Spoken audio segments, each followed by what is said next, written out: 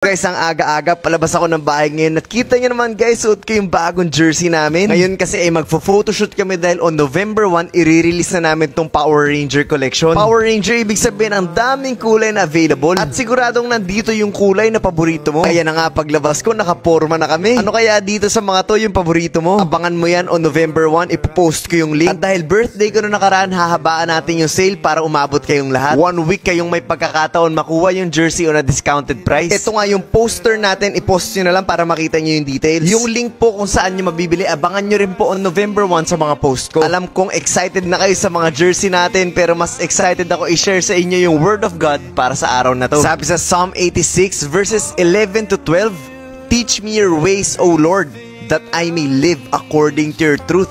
Grant me purity of heart so that I may honor you.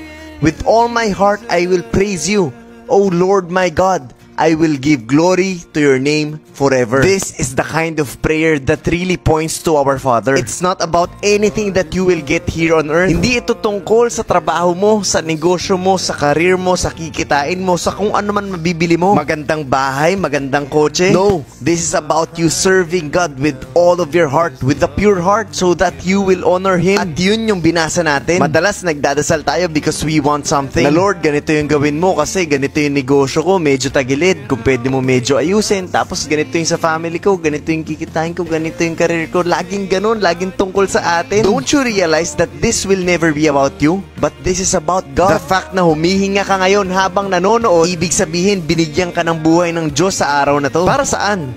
Syempre Coach Mav, para maabot ko yung pangarap ko. I'm sorry, pero yung buhay na meron ka ngayon ay hindi para sa sarili mong kapakanan. Ito ay para gamitin mo para sa Panginoon. And God is just being patient with you. Hinihintay lang niya na makilala mo siya, na ma-discover mo, na matutunan mo that without Him, you are nothing. That your life was given to you for you to give thanks, honor, and glory to our Father. Yes, that's true. Kaya lang hindi mo pa nadidiscover yun. Kaya madalas sinasabi ng tao, buhay ko to, wag mong pakialaman, akin to. But I hope and I pray that you get to really understand why you are breathing right now. Sana po ay malinaw at naiintindihan niyo po talaga ang mensahe ng video na to.